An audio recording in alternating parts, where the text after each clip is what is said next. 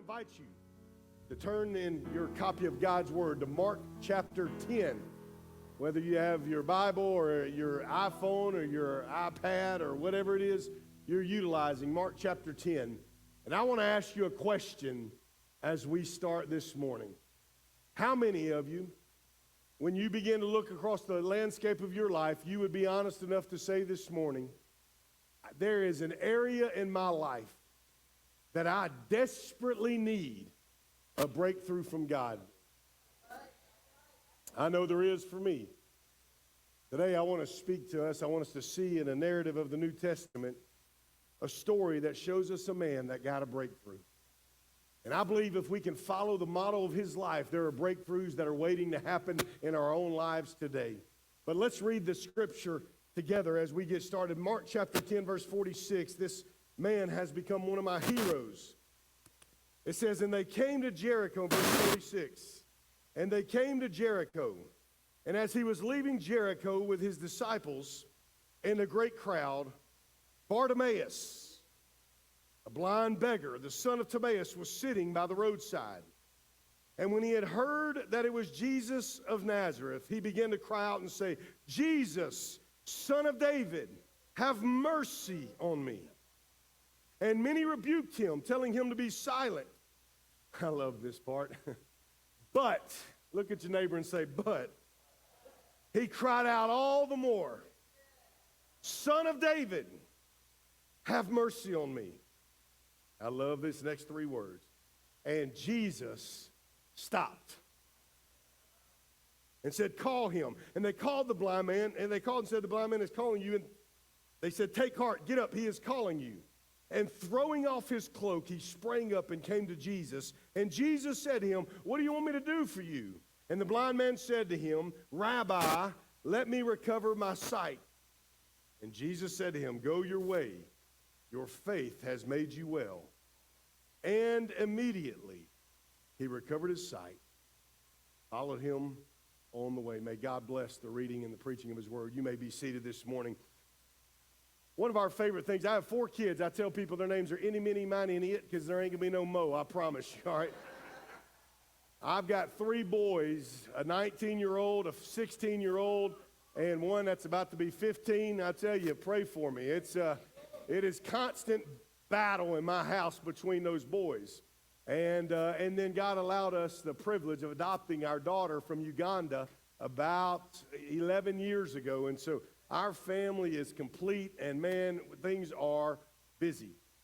Not too many years ago. In fact, I remember getting mailers for Creekstone Church when you were in Keller Point, when I used to live in Keller. I saw Pastor Kaysen and his sweet wife on that. I remember that flyer. And we lived in Keller, so we would go not too often to Six Flags. I don't have anybody ever been to Six Flags over Texas? Have you ever got on the roller coaster, the Titan?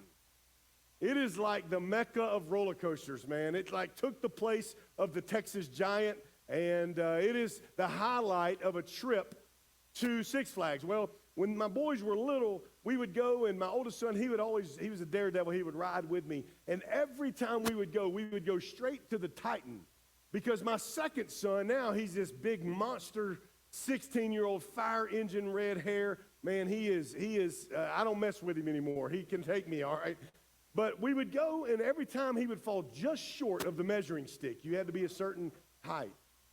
Well, finally, one night at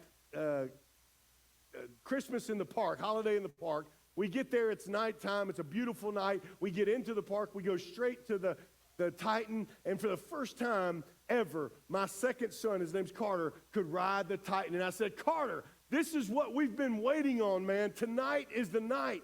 Tonight, you get to ride the Titan. He looked at me and said, Dad, I'm not riding the Titan. I said, oh, no, son, yes, you are. You don't understand. We've been waiting on this. We've been anticipating this moment. You get to ride the Titan with your dad and your brother. He said, Dad, I'm not riding the Titan. I said, son, you don't understand. Riding the Titan with your dad is a passageway between boyhood and manhood. Now, he was about 8 years old, but we were going to start him early. And I said, son, you've got to ride the Titan with your dad. And here's what he says, very brilliant. Here's what he says, he's 8 years old. He said, Dad, under no circumstances am I riding the Titan. So I did what every good dad would do. I said, I tell you what, I'll give you $5. He said, where's the line? So we get in line. $5 to a kid's a lot of money. We get in line, and we get him strapped in, and we start the ride. Have you ever noticed on a roller coaster how slow the climb is? I have no idea. I'm convinced it's to get my prayer life right with God before I fall. But we're riding up, and I look at my son, and I said, Carter, Dad forgot to tell you one thing. You know what this is? There's only one way to ride a roller coaster. Who knows what that is? Hands up. He said, Dad, no way. Absolutely not. Right as we got to the top, I put my arm on his security bar, and he grabbed onto my arm and began squeezing all the blood out of my arm as we fell. As I caught my breath, you ever had that moment where your heart's in your stomach? When I found my heart in my stomach and I caught my breath, I opened my eyes. And I looked over. My little redhead boy had his eyes closed, his arms raised, yelling, yeah! Hey, but don't miss this. It wasn't until I put my arm on his security bar. It wasn't until he knew the arm of his father was about him. It wasn't until he realized Dad was in the seat next to him, riding the ride with him. I am there to protect him. I am there to enjoy the ride with him. And Dad was not going to let anything happen to him. Then and then only was he willing to let go and lift his hands and enjoy the ride the way it's supposed to be ridden. Don't miss this morning, because I believe I'm speaking to somebody. For some of you, on this ride of life, you're holding on for dear life. And today, as we look at this man who experienced the breakthrough, for that breakthrough that you need and that you desire and that you anticipate and that you pursue to happen, listen to me, don't miss this. You need to understand the arm of the Father is about you. Because he says he'll never leave you or forsake you. God himself is on this ride of what we call life with you. He is there to walk with you. He is there to talk with you. He is there to protect you. He is there to make sure that you know that his presence is always in your life. And maybe for that breakthrough today, what you must do is you must let go, understanding God is with you. Hold your hands up in worship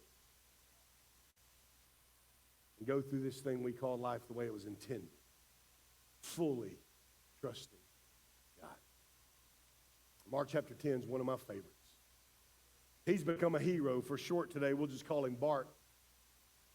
Why is Bart my hero? Because he overcame obstacles he couldn't control to lay himself at the feet of Jesus.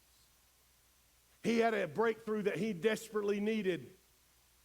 And at the end of the story, we see that he obtained, not by his might, not by who he was, not by his name, not by his abilities, not by his degree, not by his position, not by his possessions. He simply did it because he realized that God in the flesh was that close to him, and he refused to let him pass by. And so we're going to dive in. I want us to see three simple things this morning. The first thing we're going to see is found in verse 46. And it says, and they came to Jericho, and as he was leaving Jericho with his disciples in a great crowd, Bartimaeus, pay attention to this, a blind beggar, son of Timaeus, was sitting by the roadside. Now, I want you to understand something about Bartimaeus. The first thing that we see that we understand about his breakthrough that I believe you and I need to have follow his motto is simply this. He had an internal diagnosis. An internal diagnosis. Now, how many of you, when you start coughing or sneezing or something in your body hurts, you go straight to Dr. Google, right? You start typing in the symptoms. You try to self-diagnose every ailment in your body. But when it comes to the spiritual diagnosis, we don't try to diagnose ourselves. We try to push it to the side, and we try to say, though I feel spiritually sick, I'm okay. Well, you see, there's one thing about this man that we realize. He had to have a diagnosis in order for something to change. In fact, I'll say it this way. In order for something to change, he had to realize where he was. Or in order for him to get where he wanted to go, he had to first realistically diagnose where he was. Now, I look across the landscape of our state, friends, and our nation, and I realize that when we think about the church, oftentimes churches will never get to where they dream of going because they're not willing to admit where they are now. Here's Bartimaeus. Listen what it says. Listen how it describes him. A blind beggar. So there's two things that stick out about this man of his diagnosis. There's two things that we realize. Number one, he's blind, so he has a physical ailment. He's a beggar, which means he has a financial ailment. Now, here's the thing about Bartimaeus that I resonate with. Let's walk through this progression. Here is a man that has a physical ailment, a physical issue. That physical issue, because he can't go work in the workplace, he's blind, he can't see. Therefore, he has to sit on the street corner day in and day out and beg. That physical issue led to a financial issue. He's now at the mercy of everyone that walks by. His next meal is fully dependent on the kindness and the generosity of those who would pass by him in this city called Jericho. However, because he's blind and because he's a beggar, because he is sitting by the roadside, we also know that he has social issues.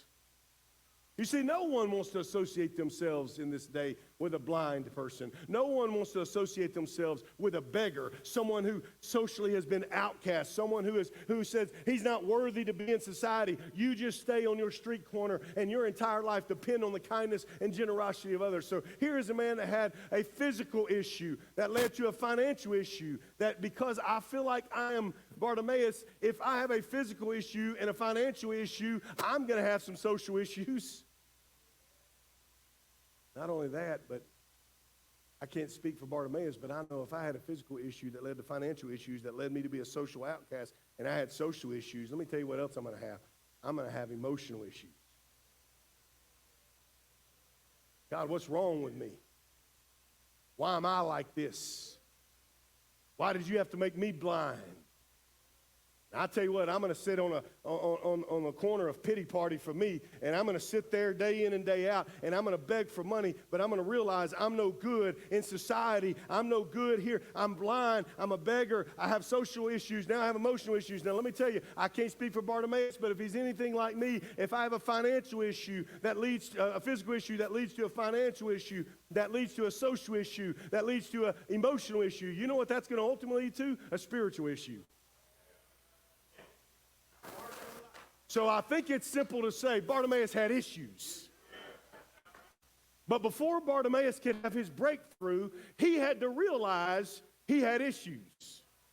Friends, let me tell you something. I don't know what your breakthrough is. I know what mine is. I know what I'm begging God for. I know what my prayer life is consumed by. I know what I'm having to trust God for. But let me tell you something, friends. I don't know what your breakthrough is, but what I do know is if you're not willing to realize the present condition of your circumstance, you're not ready to dream for the future.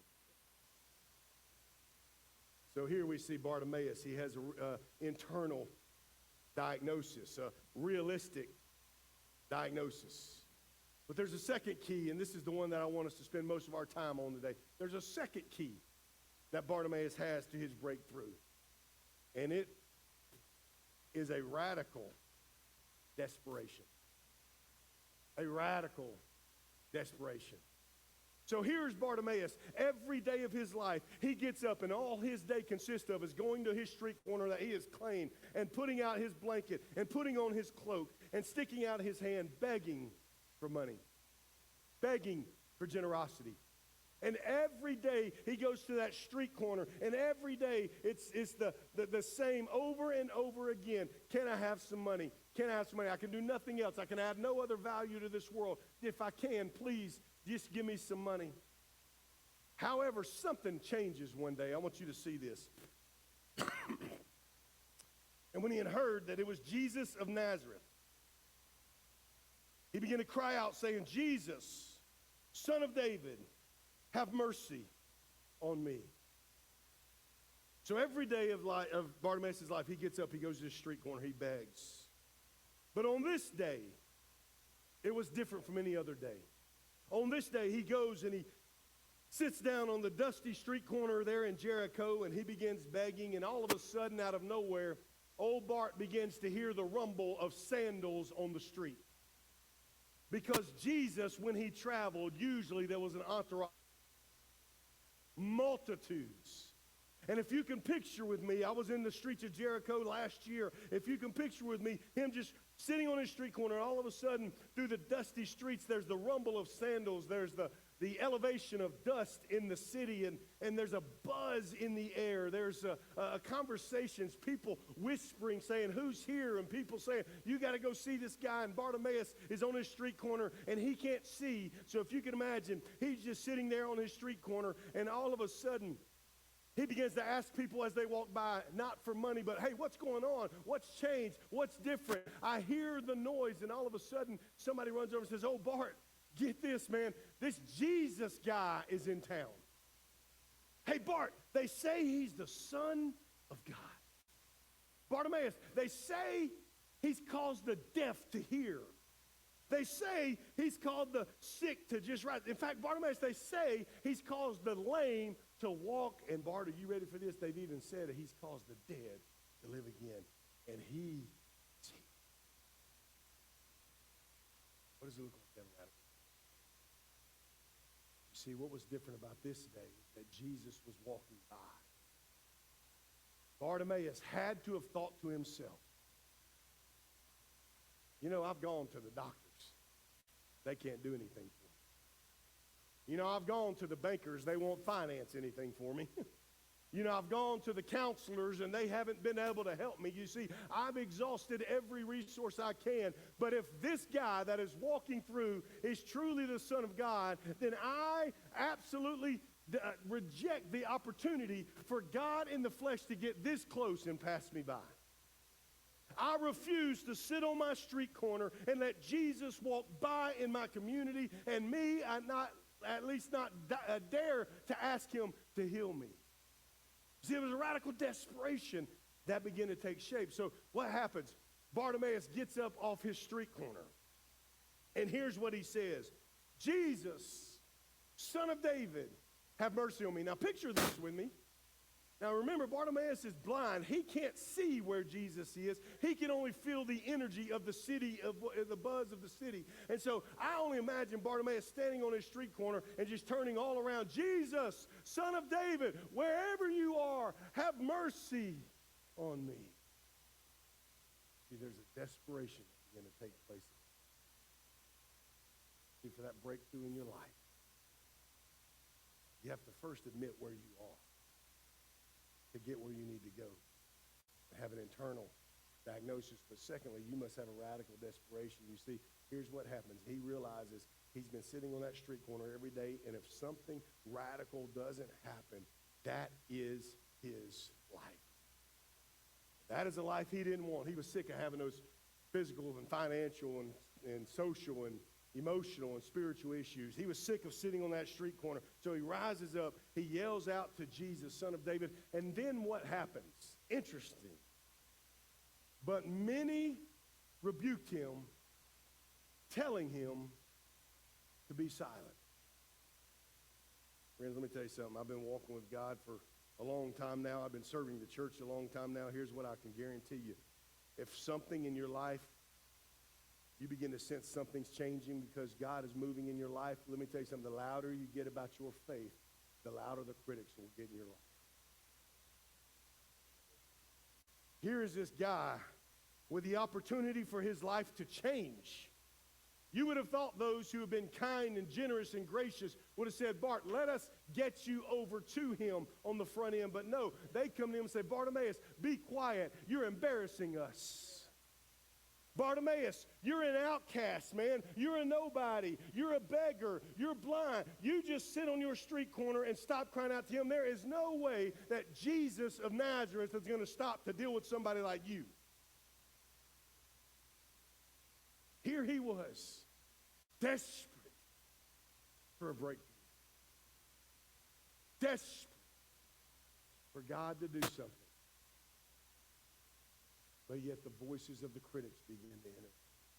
My grandfather was a pastor, and he used to say this, Pastor Casey, and he used to say, I despise those guys who criticize and minimize those vigorous guys whose enterprise helped them rise above those guys who criticize. I'll say it again. He used to say, I despise those guys who criticize and minimize those vigorous guys whose enterprise helped them rise above those guys who criticize. Hey, let me tell you something, friends. If you want to break through, I promise you, you have got to stand up from where you are and say, I'm tired of sitting on this street corner in life that I feel like I'm bound to. I know that God has something great for my life, and I'm going to begin crying out to him in prayer desperately. Oh, God, have mercy on me. Oh, Jesus, Son of David, do something in my life. But I'm telling you, friends, I'm telling you, when you do and you start getting loud about your faith, man, all of hell and its demons are coming after you.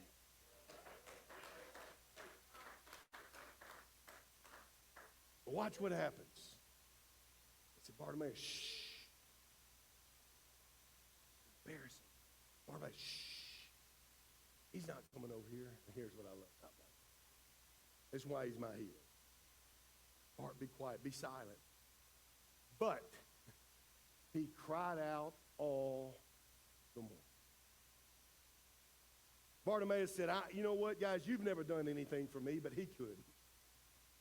All you want to do is criticize me, but I'm desperately seeking the Son of God. And he rises up, and as they tell him to be quiet, I believe he got even louder. Jesus, Son of David, have mercy on me. Let me tell you something, friends. Something in his heart changed, and he went from being a beggar, depending on everybody else, to being desperate for a move of God in his life. I just believe, whatever that area is in your life and my life, that we need breakthrough. The measure in which we pour out desperation in our life. The grace of God will meet us where we are. And I believe in his timing, according to his will, for his glory, he'll answer us. How do I know this? A few years ago, I had the privilege of visiting with and becoming friends with a guy that I have so much respect for. In fact, he's written a book that I've read 13 times. Now, it's an incredible book. It's called Fresh Wind, Fresh Fire. I don't know if you've ever read it. Pastor Jim Cymbala, he tells the story of the Brooklyn Tabernacle, where he's the pastor. You may have heard of their choir. They've won 6 Grammys and all that, and they have a Tuesday night prayer service. And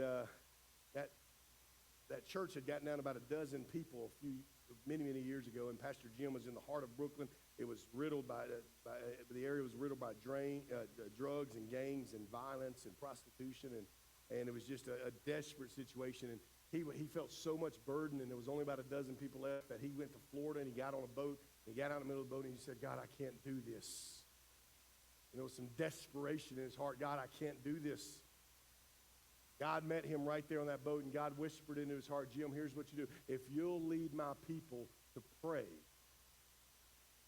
you'll never have to worry about anything. Pastor Jim goes back to the Brooklyn Tabernacle. He says, we're going to start a prayer service now on Tuesday night. That prayer service, get this, you have to get there an hour and a half early to get a seat. When's the last prayer service you've been to you had to get to early to get a seat? And you go there, and they have a thing on their screen that says, please put away your cell phones and prepare your heart to meet with God. About 45 minutes before the prayer service starts, they have men and women lined up front to pray, and they say, if you have something you need to pray for, just line up in this center aisle. And I'm telling you, Pastor, the line goes all the way to the back, and it doesn't stop until they stop it to start the prayer service. Just one after another, people just asking people to pray for them. And I was with Pastor Jim, and I said, Pastor, can I bring a group of pastors up to here? He said, sure. So I brought a group of pastors up to the Brooklyn Tabernacle, and on that Monday evening, Pastor Jim came, and he ate dinner with our group, and he spoke with us, and in the middle of him speaking, he kind of just tells this story out of the middle of nowhere about his daughter. His daughter's name's Chrissy. And he tells a story about Chrissy running away. And he says, here's the thing. We were at the peak of success. I mean, his book has sold 2 million copies.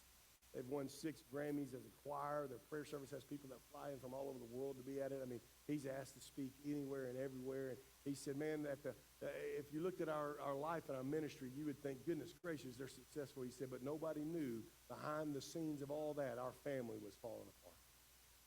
And he said, we were desperately crying. We didn't know where our daughter was. She had run away. We hadn't talked to her. We didn't know where she was.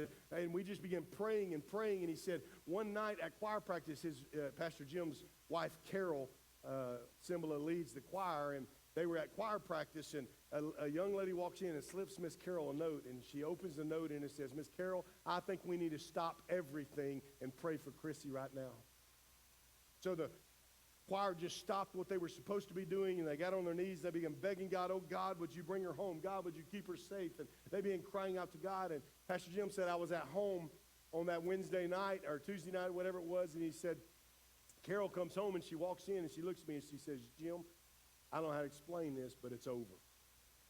He said, what do you mean it's over? She said, we reached heaven.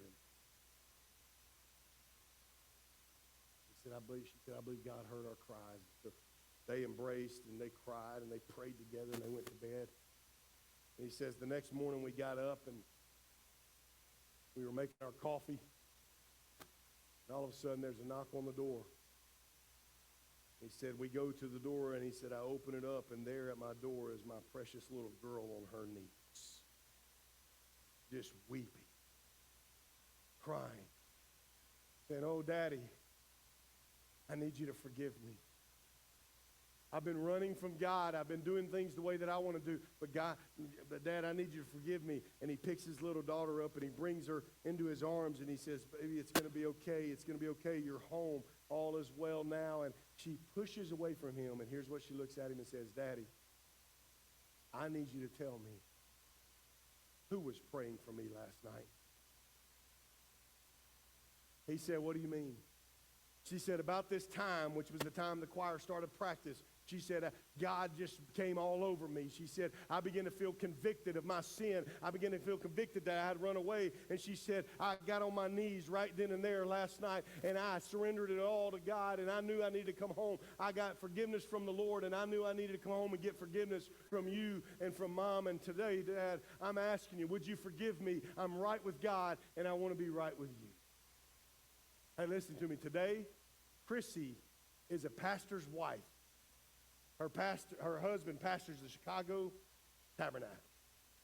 Hey, don't tell me when God's people get desperate, when God's people get on their knees, when God's people stops the time of the normal schedule and says, oh no, this issue is pressing in my life. This issue requires priority right now. And they got on their knees and they begged God in radical desperation. God heard their prayers in heaven, and he moved heaven and earth, and he spoke to their daughter that night. Go home and get right. Go home and get right. Listen to me, friends. Here's what I want you to understand. There's no difference in Bartimaeus. He gets desperate. He says, it's time for me to stop thinking about what others think about me. It's time for me to stop depending on what others can provide me. God in the flesh is walking by, and I'm not letting him get this close without at least hearing my desperate cry. And so he starts yelling out, Jesus, Son of David, have mercy on me. And watch this. Here's what I love. And Jesus stopped.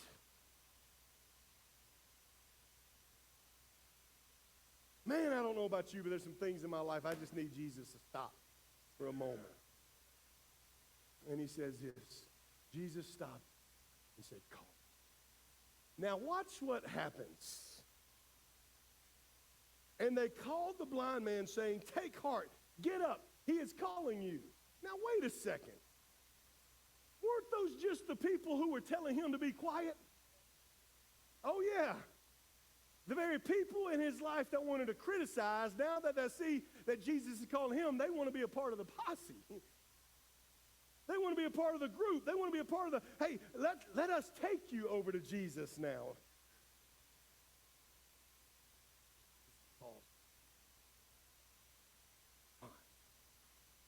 Because he had an internal diagnosis. He realized where he was. His life would never get better. He had a radical desperation. He realized that Jesus is the only one that can change my circumstance.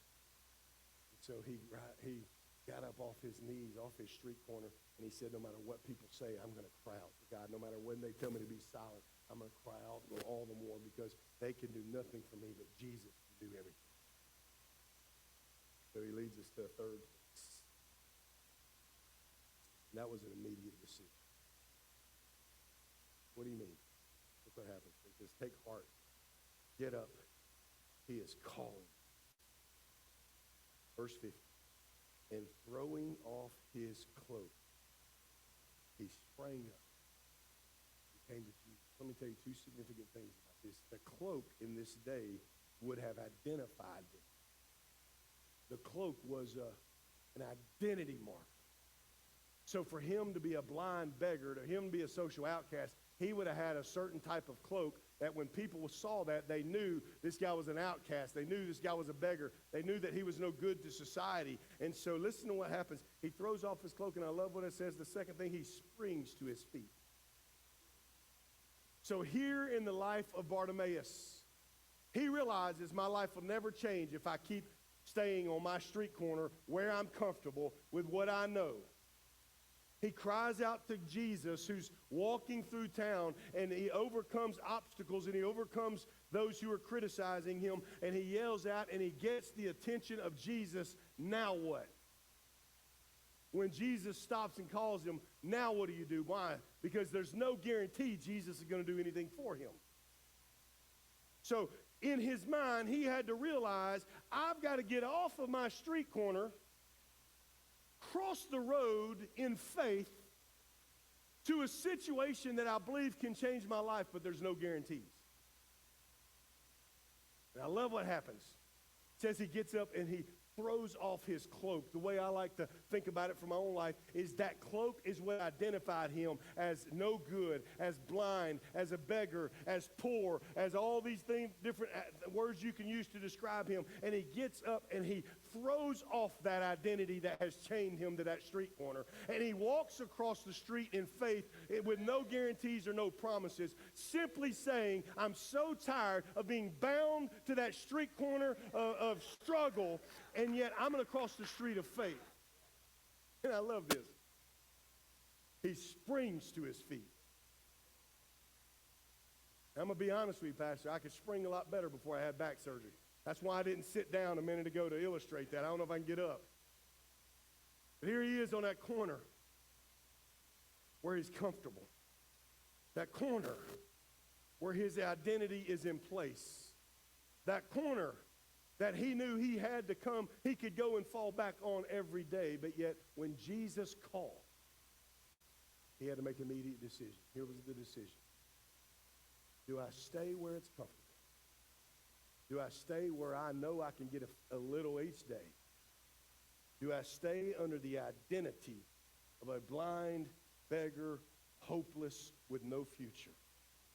Or do I take this opportunity because I know God is near to throw off that which identifies me as struggle? Spring to my feet with some new energy and cross the street for no promises or guarantee, but all in. Listen to what happened. Throwing off his cloak, he sprang up and he came to Jesus. Jesus said to him, what do you want me to do for you? And the blind man said, Rabbi, I just want to let me recover my sight. Jesus said to him, go your way. Your faith has made you well. I love these next two words. And immediately he recovered his sight, followed him on his way. Let me give you very quickly 3 barriers to making a decision. And the enemy will mess with you by. Number 1, you're not going to have that break if you are listening to other people's opinions about you. I'm not saying don't seek wise counsel, man. The Bible says there's wisdom in a multitude of counsel. But what I'm saying to you is, hey, listen, the latest book on the shelf is not going to get you where you need to be. The things that God needs to do in your life, only God can do. First barrier to making a decision, listening to other people's opinions. Second barrier is afraid to leave the identity you have right now. You see, here's the deal that I've realized in my own life and perhaps in your life as well. But there are times where I'm so comfortable in who I am and where I am, and it would be so uncomfortable to put that to the side and take a step of faith that I would just rather sit there on my street corner where I know I can control the situation. I know I can find comfort in the identity that I built for myself. But the truth of the matter is, if I want a breakthrough from God, I can't stay there where it's under my control. I have to step out in faith where I have no control, putting myself at the feet of Jesus. So barrier number one, listening to the opinions of others. Barrier number two, being afraid to leave the identity that you currently have. And number three, being afraid to really have faith. Again, this guy had no guarantees that Jesus was going to change. But he was willing to leave it all. Take steps of saying, God, here I am. The good news for Bartimaeus is Jesus radically changed his circumstance in his life forever. Can I just be really honest with you today? There are things in my life I've been crying out desperately for months, if not years, and God hadn't done it yet. And every day I have to decide, am I going to sit in my pity party on my street corner, or am I going to day in and day out of faith, cry out desperately, oh God, would you have mercy on this circumstance? God, would you change this circumstance? Trusting in his timing, in his will, in his glory, that when that happens, it'll be the way he wants. I'll leave you with this. It's some of you are like this. My wife and I don't have fear of heights or any of that kind of stuff, but I also don't go run out and play on 820 just to dodge cars either. A few years ago, my wife and I, we were going to Myrtle Beach, South Carolina. Now, I don't know about you. I'm not a beach person, man. I hate the feeling of sand everywhere, and I just can't stand it. I'd rather sit on the patio of the condo while everybody else sits on the sand of the beach. We're going there. There's a meeting I had to be at, and I told my wife, I said, listen, I'll do one thing you want to do, anything you want to do. And I'm thinking she wants to go swim with dolphins or sea turtles, or I don't even know if they have that there, but something, go jet skiing or something in the ocean. And she looks at me and she says, I know what I want to do because I've always wanted to do it. I said, what do you want to do? And she says this, I want to go zip lining. You remember Different Strokes? What you talking about, Willis? And I was like, what you talking about? I'm not, do you see how big I am? I'm not climbing to the top of a tree and walking a cable from one tree to the next. He said, you told me you'd do anything I want to do. I said, all right, well, we'll go do it. So we get there, Pastor, and I had a dilemma from the beginning. We get up to the first tree. My mom always taught me ladies go first, so I moved out of the way. I said to my wife, you go right ahead. She looked at me and she said, your mama taught you that, but your Bible teaches that the man's the leader of the household, so you better go. So I climb up on that tree, and the way it was, there was 10 stations. Station 10, once you finally get to the top, you zip line across this beautiful lake. Man, it was just gorgeous. It's just worth it. But don't you know that in order to get to 10, everyone progresses a little harder. So when we get to 9, you climb up on the tree and you zip line, you walk across a cable to this little platform. And when I say little, I mean you're standing there like this. And what you have to do is you have to take another cable or rope and you hook it onto yourself, and you unhook your other cable, and you take a rope like Tarzan, and you jump off the step, and you swing across, all the way across to a cargo net on the other side, and you grab it, and you climb up on that platform, and then you get to zip line across the lake. And so by that point, man, I'm feeling pretty good. I've done all this. I realize it's going to hold me up, and so I'm like, all right, baby, here I go. And so, man, I unclip, I clip on the other, and I jump across, and I'm just, it's like the Grand Canyon. I'm telling you, it felt like that anyways. And I grab that cargo rope, and I just say, thank you, God. And I climb up on that cliff or that podium, and I look over, and I said, all right, sweetheart, it's your time. Let's go. She looked at me, and she said, no, I can't do it. I said, no. Listen, no. You got to do it. She said, no, I can't. I'm scared. I said, baby, you don't understand. It's a long walk back to the hotel. You got to come. She said, no, I can't. I said, baby, there's people behind you waiting. Here's what I said. I didn't realize how profound it was. But I said this. I said, sweetheart, just jump and trust what's been put in place to get you to the other side. I got it on video. I should have brought it and played it for you. She closed her eyes. She jumped and screamed the loudest scream I've ever heard in my life as she made her way across, climbed up before me. I tell you that to say for some of you in that thing that God, you need God to desperately move in your life. Realize today I can't stay on that street corner, man. I've got to have that diagnosis in my own life. I can't stay where I'm at. I can't stay in the identity that my life has. I can't stay. Listen, I've got to rise up and pursue the things of God. I've got to pursue God's presence and blessing in my life. I got to pursue the breakthrough of what God. Listen, if you're there, here's what I want to tell you, what I told my wife that day. Listen, some of you, you're on the edge. All you need to do is jump and trust what's been put in place to get you there. You know what's been put in place for you? The sovereignty of God. That there's, listen to me, that nothing in your life, listen, don't miss this, not a thing in your life comes into your life without God either causing it or allowing it. One or the other. He's either causing it because he wants to mold you and shape you into what he wants you to be, or he's allowing it through the pain and the trials to look more like him, more in tune with his grace. Whatever it is, for some of you, like my son, you need to let go, realizing God's here. And for the first time, I'm going to raise my hands in worship, and I'm going to worship as I do this ride called life, because I know that God's in it with me. And for some of you, you're right on the edge of that thing God's been prompting in your heart and your spirit, and you just need to jump and trust the sovereignty of God to put you right where he wants you to be, to creating you the person he wants you to be, and to give you the breakthrough he wants you to be. Let's pray together.